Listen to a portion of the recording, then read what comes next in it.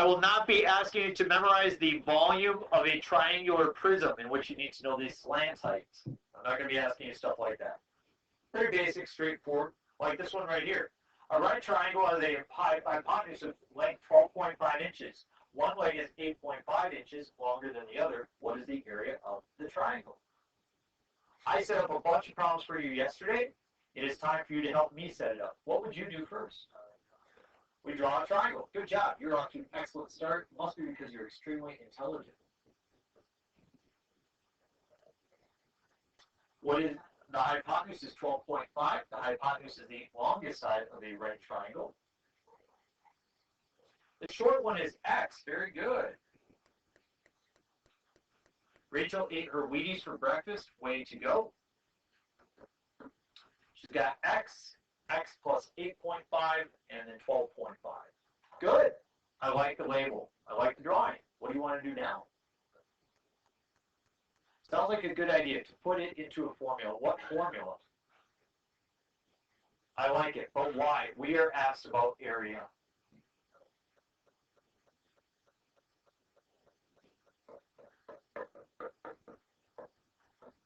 Yeah, so we have two pieces going on here, and hopefully this is what you see. That's a challenge with word problems. I can't tell you what to see. You have to have that aha moment where you recognize something that exists. I can't make that happen for you. Similar to some things that happen in geometry. So that's the challenging part of it. But in this situation, you have to recognize we want to find the area, but in order to multiply the base and the height together, I first need to know what x is, don't I? So Kenny is correct that in order to find x, I'm not going to use the area formula. I'm going to use a squared plus b squared is c squared. And so I have a squared, or x squared, plus x plus 8.5 squared is equal to 12.5 squared. See if you can FOIL that out and combine some like terms together while I answer a calculator. All right, x squared plus, when you FOIL that out, you got x squared plus what? Good, 17x plus 72.25 is equal to 156.25. Great, so we have a second degree polynomial. How do you solve a second degree polynomial? Okay, you could factor it, but first you should set it equal to 0. So we have a 2x squared plus 17x, and if you subtract, you have minus 84 is equal to 0. So it does factor, but the other thing you can do is just simply use your good old-fashioned quadratic formula, which we programmed in your calculator, did we not? I did that with you, right? Most of you? So we press PRGM, and you go to the number 1, 2, or 3. These are just repeats I've done for people, and you press enter on it. It asks you A, which is 2. It asks you B, which is 17. And it asks you C, which is negative 84. And we do get 3.5 and negative 12.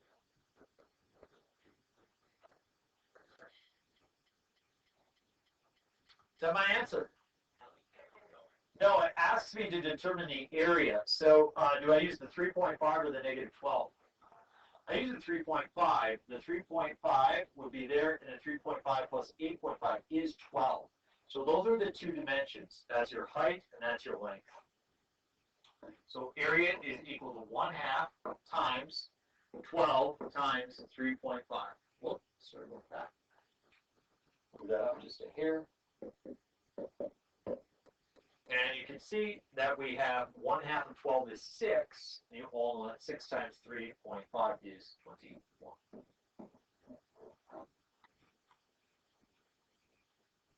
Pretty cool, huh? Yeah.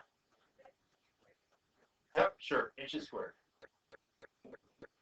Half point off for me.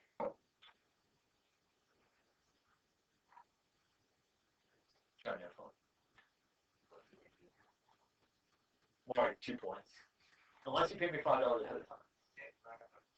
You know how we have like car insurance and house insurance? We should have math insurance. It's like we know we're going to make mistakes, so you can put some money in ahead of time to pay for the insurance.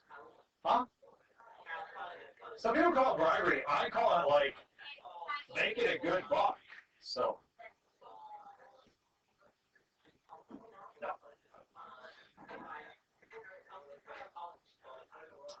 All right. Here's a classic problem. A man is walking away from a lamppost.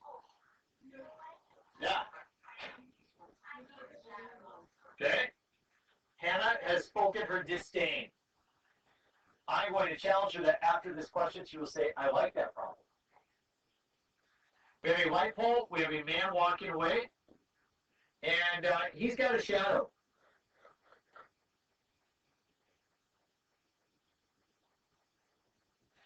We're going to say the shadow is not 5 feet long, but 5 meters. We don't want to convert back to 2 meters in feet. That's just mean of a teacher to do that. No, because it's a lamppost. No, it's like the from the lamp. Yep. Yep. So what do you want to do now? Okay, let's put our labels in. How tall is the lamppost? 6 meters. How tall is he? He's 2 meters high, and his shadow is 5. And we're actually trying to find this distance. I'll call that D. I'll call it D. Wow, you guys are really, really smart. People have said 2 things so far. Number 1, they've said triangles. Number 2, they've said proportions. So I'm going to draw the triangle so that you can see it. We have a large triangle, and we have a small triangle. And the fact is that the black triangle and the green triangle are similar triangles. Do you know why they are similar? Very good. So is it side, angle, side, side, side, side, angle, angle, side? Or is it angle, side, angle? Or is it angle, angle, angle? It is angle, angle, angle. Right now you're referring back to geometry. Some of you suffer from PTSD, post-traumatic geometry syndrome. We are going to suppress that, realizing it wasn't as bad as we made it out at that time. We fed into the drama, unfortunately. And so as you look at this piece here, it is angle, angle, angle. Let's talk about how you know it's angle, angle, angle. Yes?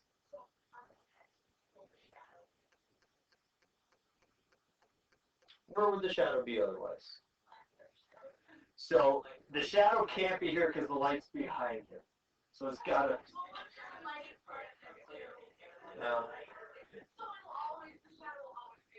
This would be a classic case of what we call overthinking the problem. Okay.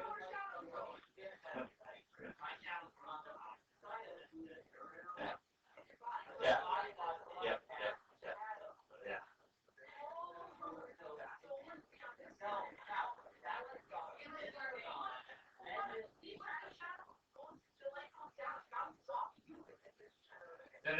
No. The shadow is the absence of light. Yeah. Okay. So let us look at why it's angle, angle, angle. First of all, they both have what kind of an angle? A right angle, and then they share a common angle, don't they? So if they have 2 angles that are the same, then the third must be the same. So angle, angle, angle. I bring that up because that's something that actually second semester, we get into this a little bit more in trig, and some people say they didn't understand the first time. This is one of those things that people constantly say. They're like, wow, I really understood that a lot better after taking trig with you, Mr. Gibbs. So that's something that we can look forward to. It's going to make complete sense, trust me. So I've got a proportion. Here's how I like to set up proportions. I take a label for height and I divide it by length. Height over length. I like to write my label so I don't mix them up. Can somebody give me 1 height? 6 divided by D plus 5 is equal to what? What, buddy? 2 over 5. And then we just cross multiply and solve. So 6 times 5 is 30, is equal to 2D plus 10. Subtract the 10, and I get 20 is equal to 2D. And I divide by 2, and I get D is equal to 10. Does that answer my question? It does. The question is how far is he from the lamppost? And that's represented by D. So it is 10. No, you can set up as L over H.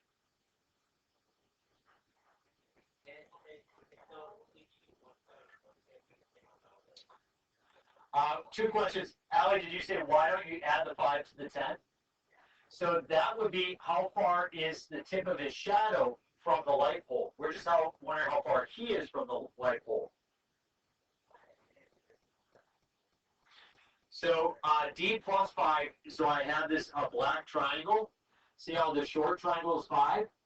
The long triangle length is this. That's just D. This is D plus 5. I need the whole length of the triangle. Better? Good. Any other questions? Great questions. Good job. All right. We're going to skip this problem. It is awesome. I absolutely love it, but we're going to skip it. So if you want to do it, go ahead.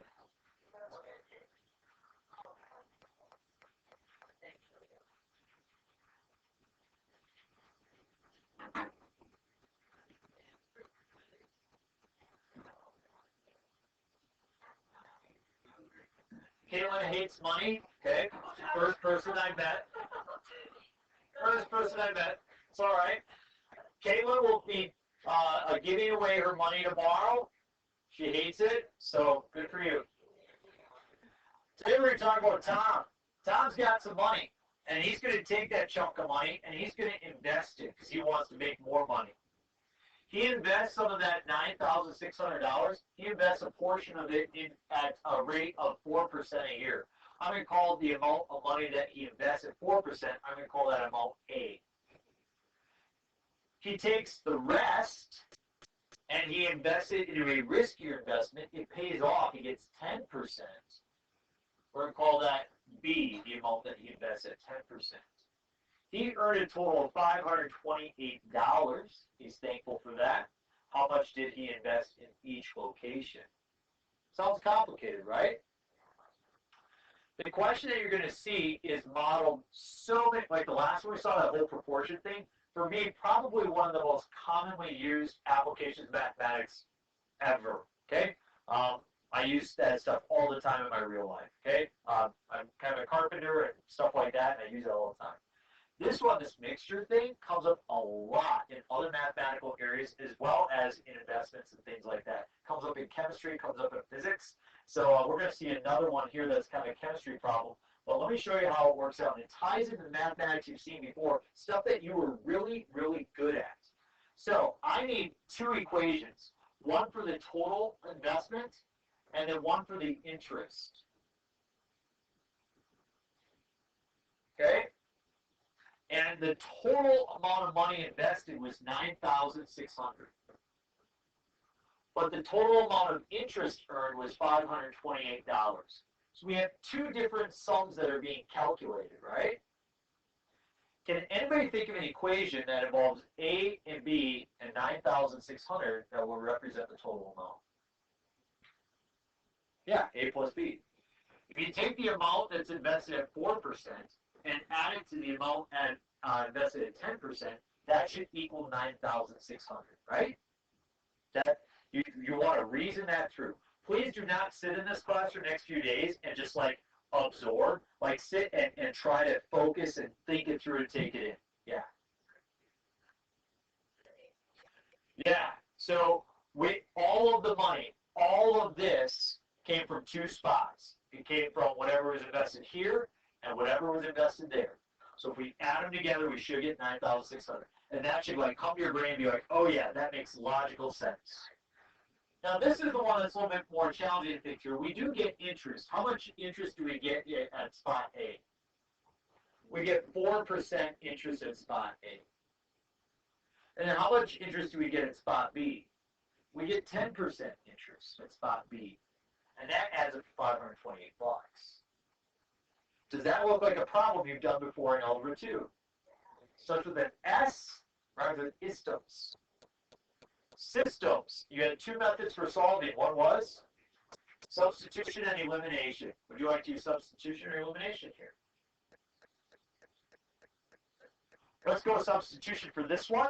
So that means that we solve for either A equals or B equals. Phoebe, would you like to have A equals or B equals? It's up to you. She wants A equals. So she has A is equal to 9,600 minus B. That should look very familiar to you. Say, yes, Miss Hanson did a great job of teaching me that. What do I do with this? That way I get rid of one of the variables to create a second one. You see, when we have two equations, it requires two variables in order to solve. So I plug in the 9,600 minus b, I get 0.04 times 9,600 minus b. And that added to 0.1b is equal to 528. What now? What is 0.04 times 9,600?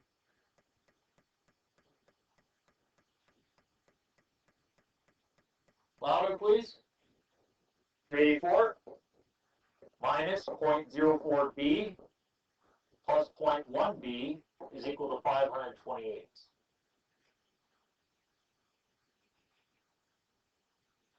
Negative 0.04 and positive 0.1 make what? 0.06b is equal to, and I have to subtract the 384 over 528 minus 384. 144. Now what to do? Divide, and I get b is equal to $2,400. So $2,400 is invested at, it looks like 10%. How would I figure out how much is invested at 4%? And those two need to add up to 9,600, don't they? So A is equal to 7,200 as they both add up to 9,600. Now, I understand, folks, that it's a word problem, and at the beginning it looks complicated. But now that you've seen the setup, is not the mathematics all review? Like, you're actually not learning anything new mathematically. You already know every bit of the math. It's just the setup. And hopefully once you see that setup, and I'm not going to trick you with a different setup. I just want you to be able to do the problems we do. Do the problems we can do. Last one for today. Example 9, what quantity of a 60% acid solution must be mixed with a 30% acid solution to make 300 milliliters of a 50% solution? Sound complicated? I agree. Let's understand what the heck is going on. We have Miss Caitlin, which, by the way, who was the last one ready in the house today? You or Taylor? She said you were last. Okay. Trying to cause a little disagreement here. Hair straighteners. I hate it when they don't work right. All right. So I've got 60%. Stop laughing, Tony. Must be nice sitting here with all that hair. All right. So we got 60% solution. And we've got 30% solution. We don't want 60. We don't want 30. Does everybody agree if we start dumping them together that we're going to get a solution that's definitely more than 30? But it's going to be less than 60, isn't it? If we just dump the same amount, it would be 45%, right? So we're going to have to dump more of the 60%, right? But it's like, how much more? We want to dump just the right amount, so it's exactly half and half, and it's 300 milliliters.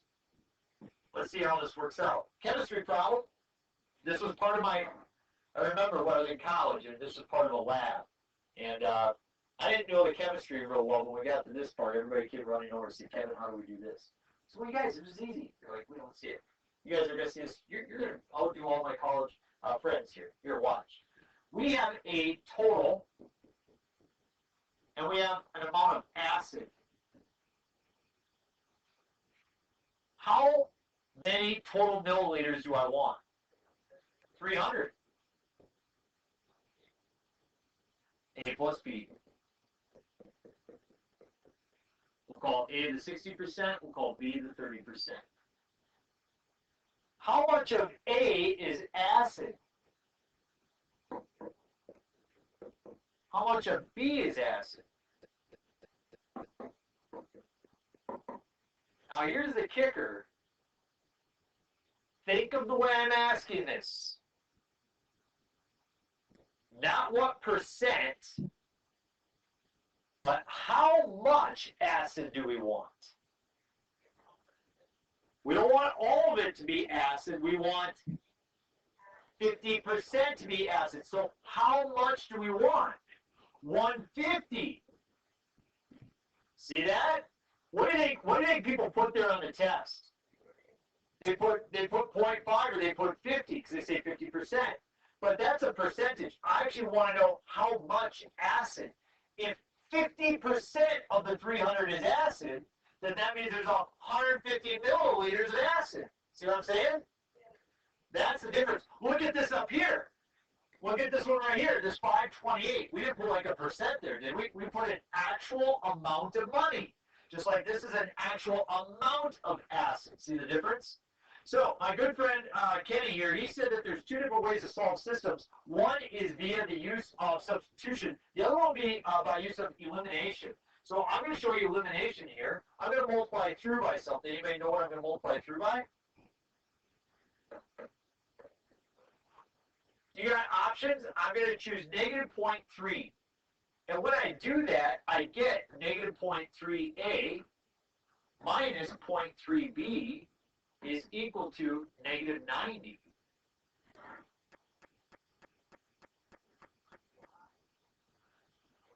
I could have chosen to multiply by, well, so pause on your question, because it shouldn't make sense to you right now why I chose what I did. Shouldn't make sense.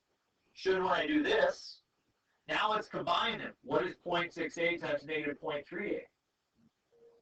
I'm sorry, I said times. 0.68 minus 0.38.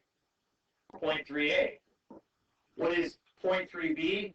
Minus, I wrote minus for crying out loud. This is a negative sign, so I'm now adding them together. So 0.3b plus negative 0.3b is 0. And then 150 and negative 90 make 60. So, Allie, you said, why did we choose negative 0.3? We chose it so that those would disappear when we added them together. How do I solve this? Divide by 0.3, I get A is equal to 200. So, there's 200 milliliters at 60%. How many at 30%? 100 milliliters at 30%. For a total of 300. That way we get the mixture just perfect. Question. I will give you that. I'll give you that credit on the test. Okay. Yes. Got it. Okay. Please look at your problem. So I stapled these in the incorrect order. So you're not going to start out with this page, which is the 2.7. Okay. Don't start out with this. I got yours right here. Start out with the 1.6. And between, I got it right here. And what I want you to be able to work on is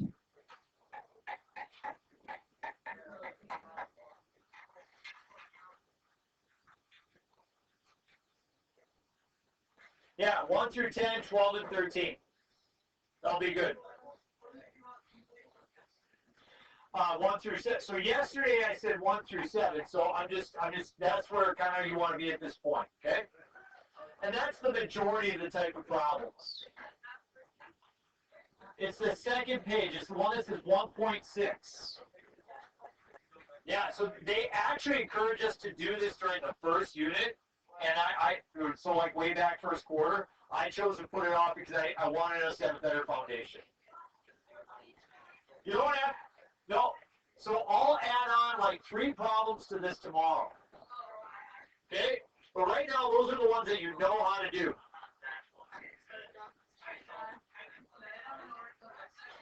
Okay? Sure.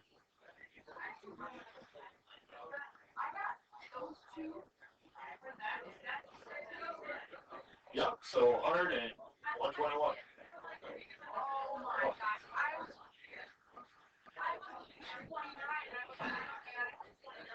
Boys and girls, last thing, I'm sorry, I always forget this each year. If you wrote your work on here, that's fine, but it was never my intention that you would just do the work right on the paper. I was just gonna say these are the problems. Do them on separate sheet of paper to staple it. I get why you didn't start doing it, but if you're like, boy, I wish there was more space, please just attach separate sheet of paper. So. Yeah. No, the answers are 100 and 121. The question is, what are the consecutive squares? Yep, let me quick stop this.